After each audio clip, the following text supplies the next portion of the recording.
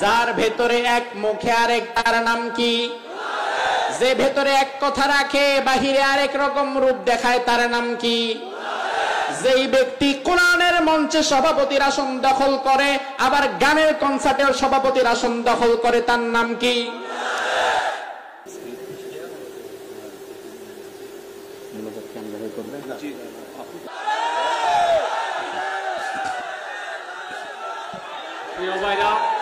বসেন, মাহফিল চলবে, বসেন। এই বসেন, আমি বলতেছি, এই আপনারা বসেন, বসেন। আরে আপনারা বসলেই না মাহফিল চলবে, বসেন। এই মুনাফিকদের থেকে আল্লাহ তাআলা ঈমানদারদেরকে আলাদা করতে চাইলেন।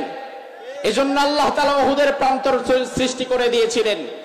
আজও আমাদের উপরে যে বিপদ মুসিবত আসে, যেই অসময় আসে, আমরা বুঝতে পারি আল্লাহ তাআলা আমাদেরকে ভালোবাসেন এবং আমাদের থেকে আল্লাহ তাআলা মুনাফিকদেরকে চিহ্নিত করার জন্যই হয়তো অসময়টা দিয়েছেন।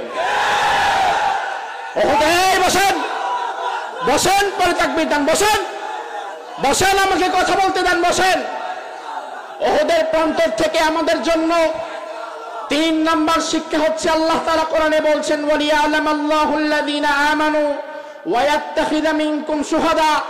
আমি আল্লাহ মাঝে মাঝে তোমাদের জীবনে উহুদের মতো কষ্টকর সময় দিয়ে দেই। আমি আল্লাহ তাআলা মাঝে মাঝে তোমাদের ক্ষমতার পালাবদল করে দেই।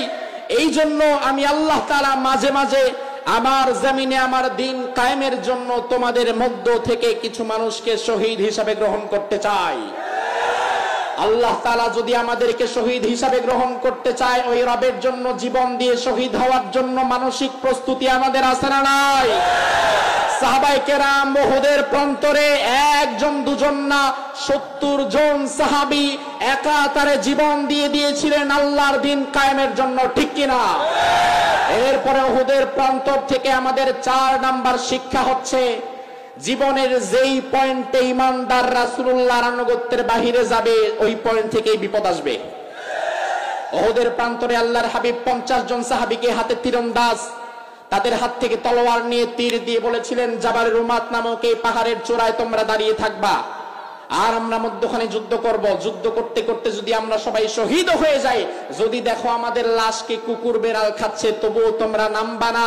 তোমাদের দায়িত্ব হচ্ছে ওই জাবালের রুমাতের উপরে চূড়ায় তোমরা তীরন্দাজ দাঁড়িয়ে থাকবা। পেছন দিক থেকে কেউ যদি আক্রমণ করে, এটা তোমরা ট্যাকেল দিবা, ঠেকাবা।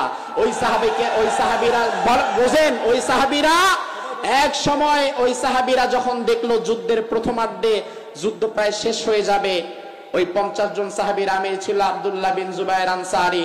আব্দুল্লাহ বিন জুবায়ের আনসারী দাঁড়িয়ে আছে, 50 জন দাঁড়িয়ে আছে। কিছু সাহাবী ভাবতে লাগলো, যুদ্ধ তো প্রায় শেষ পর্যায়ে, আমরা নেমে গনিমতের কিছু মাল টোকাই কালেকশন করি। কিন্তু রাসূল বলে গিয়েছিলেন, আমার অর্ডার ছাড়া নামবা না। তোমার যুক্তিতে যতই ধরুক না কেন এটা ভালো, কিন্তু ওটা আসলে ভালো না। রাসূল যেটা বলে আসলে ওটাই ভালো। ওই সাহাবীদের যুক্তিতে হয়তো ধরেছিল না, আমরা নামি এখন গনিমতের মাল টোকাই, যুদ্ধ তো প্রায় শেষ। আব্দুল্লাহ বিন জুবায়ের আনসারী আমির যিনি, তিনি বললেন, তোমরা নেমো না। আমিরের আদেশ লঙ্ঘন করে বাকি কর্মীরা নেমে গিয়েছে রাসূলুল্লাহর আদেশের বিরুদ্ধে গিয়ে। সাহাবায়ে কেরাম যেই পয়েন্টে নিজেদের মতকে প্রাধান্য দিয়ে রাসূলের আদেশের বিপরীতে গিয়েছে, আল্লাহ তাআলা ওই যুদ্ধেই সাহাবায়ে কেরামকে চূড়ান্ত কঠিন পরীক্ষার মধ্যে ফেলে দিয়েছে।